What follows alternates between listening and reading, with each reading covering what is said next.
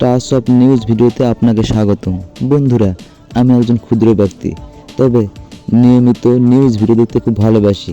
তাই ভাবলাম একটি নিউজ তৈরি করি, বা নিউজ তৈরি করতে না পারলেও যারা বিভিন্ন মিডিয়াতে নিউজ প্রচার করে তাদের কথাগুলো যদি আমি তুলে ধরি তাহলে কেমনটা হয়। তো সেই কাজটি আমি নিয়মিত করে আসতেছি। তো আজকে আপনাদেরকে এমন একটি ভিডিও দেখাবো। তো ইতিমধ্যে আপনারা জানেন বর্তমান সময়ে ভারত এবং বাংলাদেশের কীরকম টানাপোড়া চলতেছে। তারই প্রেক্ষিতে আজকে এমন একটি ভিডিও ফুটেজ নিয়ে আসবো, আশা করি সকলের ভালো লাগবে। আর ভিডিওটি এরকম হবে, ভারত এবং বাংলাদেশের যে দুরবস্থা চলতেছে তার মধ্যে যদি ভারত এবং বাংলাদেশ যুদ্ধে জড়িত হয় তাহলে কে জিতবে এবং কে ঠকবে এবং কাদের লাভ কাদের ক্ষতি, এসব বিষয়ে আজকে ভিডিওটি তৈরি করা হয়েছে। তো মূল কথা হচ্ছে, আমি আগেই বললাম আমি একজন ক্ষুদ্র ব্যক্তি, আমি সব নিউজ কিংবা সাংবাদিক না, যে আমি শুধু জাস্ট যে ভিডিওগুলো দেখি মর্মান্তিক, সত্য, ন্যায়, নিষ্ঠা, সেই ভিডিওগুলো নিয়ে কাজ করি। তো আজকে ভিডিওতে আপনাদেরকে এটাই জানাবো বা দেখাবো বা শোনাবো যে ভারত এবং বাংলাদেশ যদি যুদ্ধ লেগে যায় তাহলে কার ক্ষতি কেমন হবে, কে জিতবে, এসব নিয়ে আজকে ভিডিওটি তৈরি করা হয়েছে।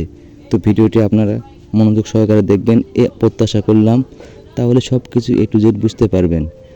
তো আর একটি কথা, সাম্প্রতিক সময়ে যে ভারত এবং বাংলাদেশের যে যুদ্ধের কথা বলতেছে, এটি আসলে যুদ্ধ হবে কি হবে না সেটি কিন্তু একটি বড় প্রশ্ন। তবে আমরা যদি বিভিন্ন জিনিসের উপর গবেষণা করে দেখি তাহলে ভারত বাংলাদেশকে যুদ্ধে হারাতে কয়েক ঘন্টা সময় লাগতে পারে। যদিও এটি হবে না বা না হয় ভালো, সবাই চায়, যুদ্ধ মানে মৃত্যু, যুদ্ধ মানে অশান্তি। তো সেই প্রেক্ষিতে মূলত আজকে ভিডিওটি করা হয়েছে। আপনারা দয়া করে ভিডিওটি সুন্দর করে দেখবেন, দেখে আপনাদের মতামত অবশ্যই কমেন্ট বক্সে জানাবেন, সেই প্রত্যাশাই করতেছি।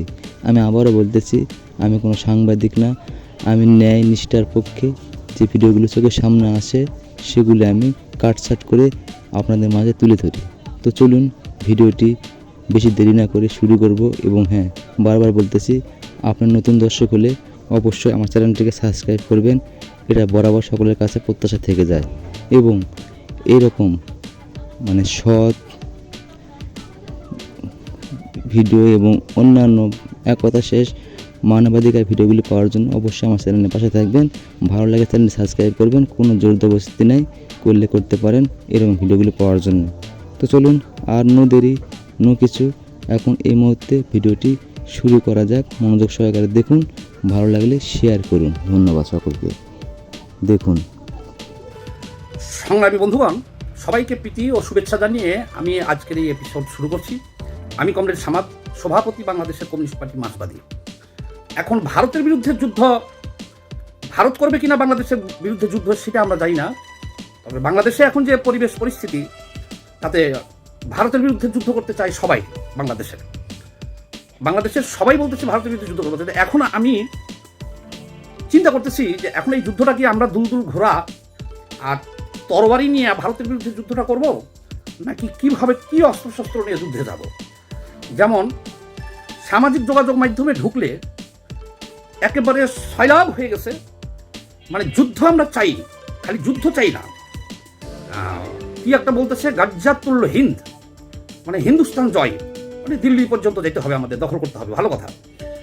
আর সবাই বলতেছে যে ভারতের বিরুদ্ধে যুদ্ধ করব, কে কে শহীদ হওয়ার জন্য প্রস্তুত, রেডি হয়ে যান। আবার অনেকেই বলতেছে, টেলিভিশনের টক শোতে নামি দামি লোকও বলতেছে যে 20 কোটি মানুষ 40 কোটি হাত, একেবারে ছড়াছড়ি অবস্থা যে শহীদ হবেন কে কে, আমরা সবাই শহীদ হয়ে যাবো আর কি।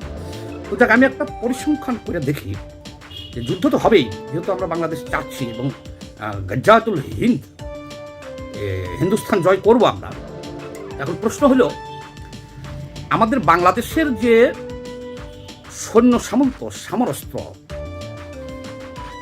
বা যে মূল শক্তি হলো কি অর্থনীতি। যুদ্ধ করতে গেলে অর্থনীতি থাকতে হবে, আপনার খুব সবল। অর্থনীতি না থাকলে আপনি মেশিনারি কিনবেন কোথা থেকে, অস্ত্রপাতি কিনবেন কোথা থেকে। আচ্ছা, সেই দিক দিয়ে তো আমরা ভারতের অর্থনীতির চাইতে শতগুণ পিছনে পড়ে রয়েছি, এ হলো এক।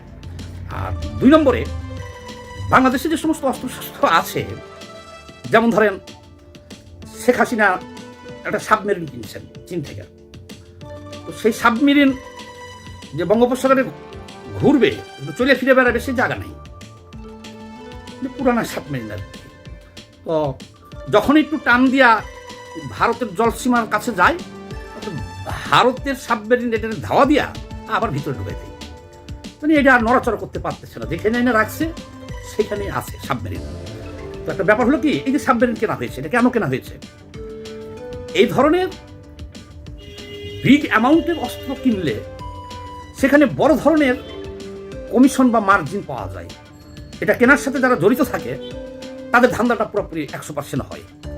তারা এটার উপর দিয়ে অর্থ পাচারও করতে পারে, আর মোটা অঙ্কের মার্জিন তারা বুঝে নিত, বেশি কেনাকাটা বেশি লাভ। তারপরে আরও দেখা যায় যে MiG-29 একবার কিনছিল, রাশিয়ার থেকে দিয়েছিল। তো সেগুলো বাংলাদেশের এই মাথা থেকে ওই মাথা আধা ঘন্টা বেশি তো এইসব বিমান চলতে পারে না, দ্রুতগতির বিমান। আধা ঘন্টারও কম সময়ের মধ্যে ভারতের সীমানায় ঢুকে যায়, বিধায় এটাও তেমন চলাফেরা করতে পারে না। এটা তো দেখেন করেই থাকে, কোনো কাজে লাগে না এটা। আচ্ছা গেল, এই যে অস্ত্রগুলো কেনা হয়, আবার শেখ হাসিনার ক্ষমতায় থাকার শেষ সম্বল হিসাবে ফ্রান্সের সাথে কিন্তু চুক্তি করিয়ে ফেলছিল যে অস্ত্র নিবে, আমেরিকা থেকে নিবে না, ফ্রান্সের থেকে নিবে। গেল, এখন আবার যে পাকিস্তান থেকে অস্ত্র, আবার সৈয়দপুরে পাকিস্তান থেকে একটা করে দিবে আমাদেরকে, রানওয়ে করে দিবে। পাকিস্তান এই সুযোগটা কাজে লাগে আমাদের কাছে অস্ত্র দিতে চাইতেছে, কিন্তু ভাই ভাই হিসেবে দিতে চাইতেছে না। তারাও তাদের পুরান অস্ত্রগুলা এখন আমাদের কাছে বিক্রি করতে চাইতেছে। ভাই তো ঠিক আছে, কিন্তু মাগনা না। কিন্তু এখন এটি হলো সমস্যা যে বিগত স্বৈরাচার বা শেখ হাসিনার আমলে এই যে দফায় দফায় সব বললে ভিডিও বড় হয়ে যাবে, তারা যে অস্ত্র কিনেছে, এই অস্ত্র তো আমাদের কোনো কাজে লাগে না, কিন্তু বড় ধরনের একটা বাণিজ্য হয়। একটা টাউট শ্রেণী তারা এই অস্ত্র কেনার ব্যবস্থাটা করে, এটা আপনারা ভালোই বুঝেন, এটা লাভজনক তাদের জন্য। আর এখন আবার একটা টাউট শ্রেণী দাঁড়াই গেছে গা, কেন? ওই যে বিশাল বেনিফিট এখন পাকিস্তান থেকে এই পুরান ধুরান যা আছে এটি কেনার জন্য। এরা দেখতেছে যে হাসিনার আমলে তো এইভাবে এই হয়েছে, সেই আমলারাই তো এখন আছে, কামলারা তো তারাই আছে, তারাই তো লাইন দিয়ে দেবো এখন যারা ক্ষমতায় আছে, যে এগুলো কিনলে এইভাবে এটি সাইড করা যাবে। যাক, কিন্তু বাংলাদেশের এখন যে অস্ত্র, সৈন্য, আর্থিক সামর্থ্য, এটা বিবেচনা করলে দেখা যায় যে আমরা তো মায়ানমারের সাথে আমরা পারবো না যুদ্ধ করে। মায়ানমার আমাদেরকে সবসময় দৌড়ের উপরে রাখছে। দেখেন, ওনাদের 12-14 লাখ রোহিঙ্গারে ঢুকাই দিছে, আমরা টু শব্দ করতে পারি নাই। আবার মাঝে মধ্যেই দেখেন তাদের গোলা এসে পড়ে বাংলাদেশের ভিতরে, 2-1 মারাও যায় আর আহতও হয়, ডমকিয়া। তারপরে আবার তারা, আমরা মাঝে মধ্যে আমাদের সেন্ট মার্টিনে যাইতে যায় না তারা, এগুলো খবর তো আপনারা জানেন। কে? মায়ানমার বা বার্মার ভয়ে আমরা সেন্ট মার্টিনও মাঝে মধ্যে যাই না, আর মাঝে মধ্যেই ওরা গুলি বা সেল বাংলাদেশের ভিতরে মারে। সামরিক দিক দিয়ে হিসাব করলেও আমাদেরকে দৌড়ের উপর রাখছে এই মায়ানমার, তাদের সাথে আমরা পারবো না। তারা একেবারে জন্মগত যোদ্ধা জাতি হয়ে গেছে, তাদের অস্ত্র লাইন আছে, রাশিয়া দিচ্ছে, চীন দিচ্ছে, তাদের অস্ত্র আছে, লাইন আছে। কারণ বাংলাদেশের তো কোনো লাইন দেখি না কোনো দিকে অস্ত্রের। তাহলে তার আগে যে আমরা যুদ্ধে চলে যাব ভারতের বিরুদ্ধে, তাহলে এখন ভারতের বিরুদ্ধে যুদ্ধে যাবো আমরা, কিন্তু আমরা সমরাস্ত্র হিসাব করে দেখতেছি কি, পৃথিবীতে 3-4টা দেশ মাত্র মঙ্গল গ্রহ জয় করছে, মানে মহাবিশ্ব জয় করছে, তার মধ্যে ভারত একটা। তাহলে ভারত তথ্য প্রযুক্তিতে, ডিজিটালাইজডে এতই অগ্রসর, তারা মঙ্গল গ্রহ জয় করে বসে রয়েছে। আর তারা মাঝে বছরে যে পরীক্ষাগুলো করে, তাদের ক্ষেপণাস্ত্র পরীক্ষা করে, যেগুলো পৃথ্বী, অগ্নি, আরও কি কি ভয়ঙ্কর নাম শব্দের, ওই ক্ষেপণাস্ত্র তাদের দূরপাল্লার যেগুলো, ওইটার রেঞ্জ হলো ঢাকা পর্যন্ত, একেবারে ওদের আশা লাগবে না এখানে, ঢাকা পর্যন্ত। তাহলে সব দিক দিয়ে হিসেব কিতাব করিয়া তাদের পারমাণবিক অস্ত্র, ক্ষেপণাস্ত্র, যুদ্ধ বিমান, সৈন্য, ট্যাঙ্ক, এই সব মিলিয়ে হিসেব করলে তারা চাইলে বাংলাদেশটা এই কত 4 ঘন্টা, এটা অনেক বিশেষজ্ঞই বলতেছে যে তারা এই বাংলাদেশটা দখল করে নিতে পারে, সর্বোচ্চ 8 ঘন্টা সময় লাগবে তাদের একবারে টোটাল। কারণ চারিদিকেই তারা তো চারিদিক দিয়ে ঢুকলে ঢাকা পৌঁছতে 8 ঘন্টা লাগবে, আর 4 থেকে 8 ঘন্টা লাগবে। আর এই 4 ঘন্টা বা 8 ঘন্টা যাই লাগুক ঢাকা পৌঁছতে 4 ঘন্টাই লাগবে। এই টাইমে তাদের বাধা দেওয়ার মতো কোনো সমরাস্ত্র বাংলাদেশের নাই। এই হলো সামরিক শক্তি এবং পার্থক্য। কিন্তু এখানে কথা আছে, কথা হলো কি, এই যে আমরা ফেসবুক খুললেই আমরা ভারত জয় করব, হিন্দুস্তান জয় করব, আর শহীদ হওয়ার জন্য ডাক দিতেছে সব। আরে ভাই, আপনারা যেভাবে শহীদ হওয়ার জন্য ডাক দিতেছেন, তাহলে এখন যদি আমরা, যাই হোক, আমাদের দেশে তো ঘোড়ার সংখ্যা খুব কম, ঘোড়া তো দেখি না, খালি গরু দেখি, গাধাও নেই। যাই হোক, কিছু ঘোড়া না হলে আমরা জোগাড় করলাম, ঘোড়া ওপরে কিছু তরবারি অস্ত্রধারী যোদ্ধা দিলাম, মানে কি গাজ্জাতুল হিন্দ করার জন্য। আর বাকি লাখ লাখ আমরা তৌহিদি জনতা বলেন আর মুসলমান, ইমানদার মুসলমান বলেন, আমরা সবাই না হলে একটা তরবারি নিলাম। আর যে অস্ত্র আছে এটা তো আমাকেও দিতে পারবে না জনগণ নেতারা। সরকারের কাছে যে অস্ত্র আছে, সেনাবাহিনীর যে লোক আছে তাদেরই তো অস্ত্র নাই। সেনাবাহিনীর অস্ত্র নাই, এটার একটা সুন্দর কথা আছে, আমি গল্পটা বলি, শুনেন, মজা পাবেন। 1975 সালের 15ই আগস্ট শেখ মুজিবুর রহমানকে যখন হত্যা করা হয়, কর্নেল ফারুক রহমান একটা ট্যাঙ্ক নিয়ে যায়, ট্যাঙ্ক নিয়ে যায় সে রক্ষী বাহিনীর যে একেবারে প্রধান কার্যালয়, রক্ষী বাহিনীর যেটা সদর দপ্তর, এর সামনে ট্যাঙ্কটার মুখ একেবারে তাক করছে। করার পরে নাইমা উনি ভিতরে গেছে, যে রক্ষী বাহিনীর ওদেরকে বলছে যে সেনাবাহিনী ক্ষমতা নিয়ে নিছে, তোমরা কেউ নড়াচড়া করো না এবং এই ব্যারাক থেকে বের হওয়ার চেষ্টা করো না। তো উনি আবার পরবর্তীতে বইয়ে লিখছে যে যখন আমি এই কথাটা বললাম, তখন একজন রক্ষী বাহিনীর সদস্য পায়জামা পরতেছিল। তো ওই পায়জামা পরতে যে আমার এই কথা শুনা, আর যে ট্যাঙ্ক দেখছে সবাই, এখানে গেটের ট্যাঙ্কটা তাক করে রাখছি, ট্যাঙ্ক তাক করে রেখে সে একলা গেছে রক্ষী বাহিনীর ভিতরে। এক পায়জামার এক পায়ের মধ্যে 2 পা ঢুকাই দিচ্ছে একজন রক্ষী বাহিনীর সদস্য, দিয়ে উল্টায় পড়ে গেছে। এসে উনি দেখছে, কর্নেল ফারুক রহমানের বই পড়ে দেখেন, উনি পরে লেখছে কি যে ভাগ্যের উপরে বেঁচে আসছে ওখান থেকে, তারা চ্যালেঞ্জ করে নাই। কেন কয়, আমার যে ট্যাঙ্ক বাহিনী ছিল বা ওখানে যে ট্যাঙ্ক নিয়ে গেছিলাম, ওই দিন তো ওই ট্যাঙ্কগুলো বিভিন্ন জায়গাতে সেট করছিল, কিন্তু ট্যাঙ্কে কোনো গোলা ছিল না। ট্যাঙ্কে একটা মেশিন গান সেট করে রাখছিল, কিন্তু ট্যাঙ্কের কোনো গোলা ওখানে ছিল না। তো এই হলো আমাদের দেশের অস্ত্রের অবস্থা।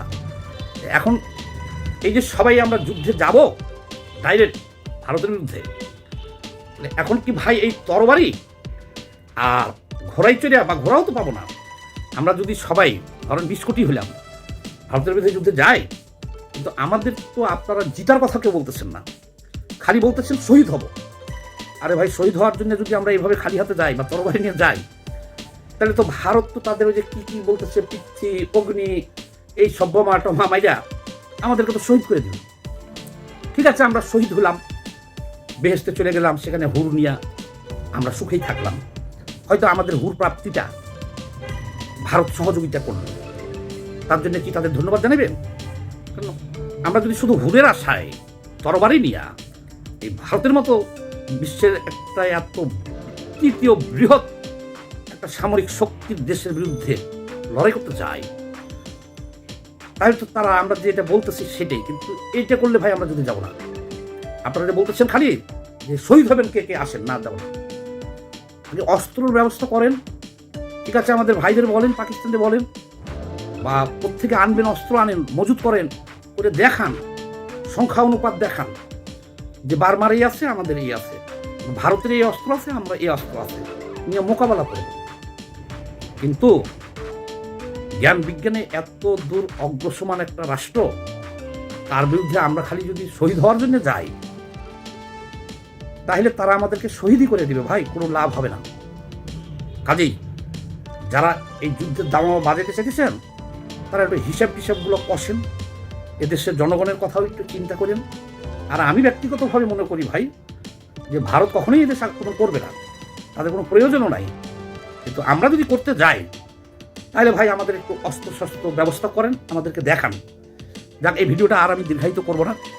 সবাই বেশি বেশি করে একটু শেয়ার দিয়ে দিন, আর আমার ইউটিউব চ্যানেলটা সাবস্ক্রাইব করে রাখেন, আর ফেসবুক পেজটা একটু ভাই ফলো দিয়ে দিন। সবাই ভালো থাকবেন, ধন্যবাদ।